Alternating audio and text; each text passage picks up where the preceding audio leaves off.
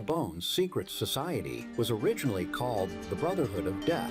George Bush Jr., his father George H.W. Bush, and his grandfather Prescott Bush have all been initiated into this macabre fraternity, which was established in 1832 at Yale University by William Huntington Russell. His family were America's biggest opium smugglers. George W. Bush was initiated into the Skull and Bones Brotherhood of Death in 1968. The ceremony took place at the Society's headquarters, which is a stone building with almost no windows. This mausoleum-type building is known as the Tomb. There is a small enclosed courtyard at a museum of artifacts held sacred by the Society's members, which were all called Bones Men. Regardless if they are male or female, many of the artifacts inside the Skull and Bones headquarters have been stolen by its members to prove their devotion to the Brotherhood of Death. Bones Men have robbed graves, bringing human skulls and skeletons back to their tomb and placing them in glass display cabinets. For nearly 40 years, George W. Bush has been an effective member of this most bloodthirsty occult secret society. His allegiance is primarily to his fellow bonesmen, not the American people.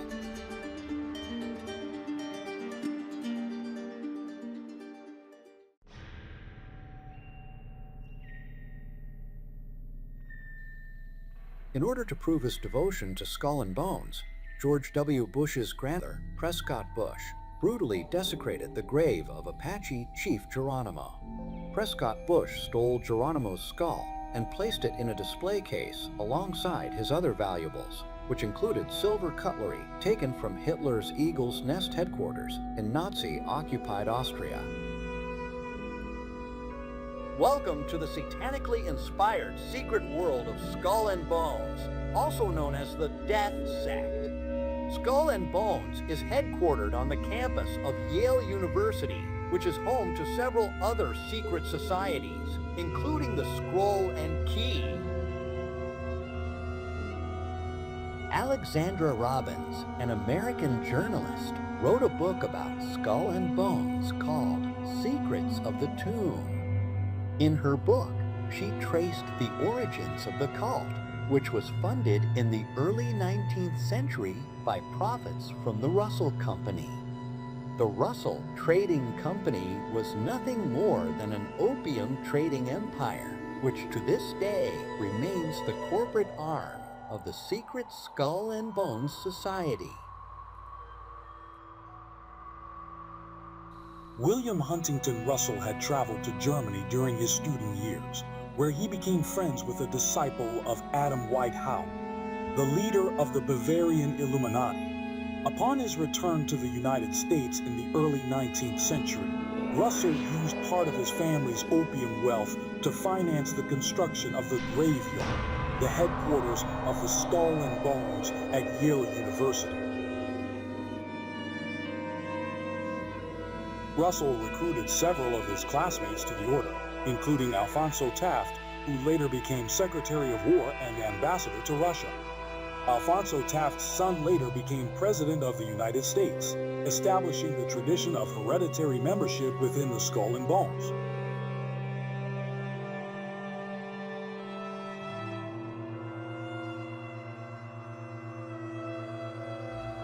This tradition continues to this day, with senior members of the order encouraging new members to marry into each other's families, ensuring that their sons and daughters follow in their parents' footsteps and become devoted disciples of the sect, which is considered the most sacred to its followers. What people are going to see is going to make their hair cut what's been going on in front of their face and behind their back all their lives, while they thought a completely different story was involved. A ratio of Skull and Bones members who go on to significant positions of power either in front of the camera or behind it is enormous. The Skull and Bones Society does not operate in isolation. It is a strand within the great web and an important one in America. Presidents are not elected by ballot. They're selected by blood. You were both in Skull and Bones, the secret society. It's so secret we can't talk. What does that mean for America? The conspiracy theorists are going to go on. I'm sure they are. I don't know. I haven't seen the web. Number 322. First of all, he's not the nominee, and but Look, I look for it. You prepared to lose? No, I'm not going to lose. You both were members of Skull and Bones, a secret society of Yale. What does that tell us? Not much, because it's a secret. Is there a secret handshake? Is there a secret code? I wish there were something secret I could manifest. 322, secret number? There are all kinds of secrets, Ted, but one thing is not a secret. I disagree with this president's direction.